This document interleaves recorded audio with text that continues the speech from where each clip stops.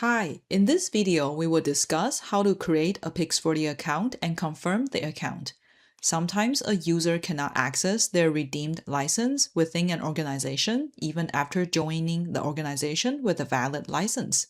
This is because any user can be invited to join an organization before having a PIX4D account.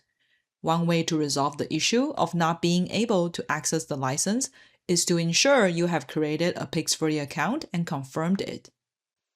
To create a PIX4D account, go to the Account Sign Up page. Enter an email address to create the account. Click Continue. Fill out the account information such as password, name, country or region, preferred language, and industry. Check the boxes to agree to the PIX4D Terms of Service, Software End User License Agreement, and PIX4D's privacy policy. Next, click Continue. Create an organization to collaborate with your colleagues and customers. Next, click Create. Select your communication and analytics preferences. Click Get Started. Go to your inbox to confirm the email address. Once the email address is confirmed, your PIX4D account will be activated.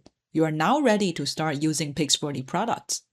We hope this tutorial video on creating a PIX4D account and confirming it was helpful. See you in the next one.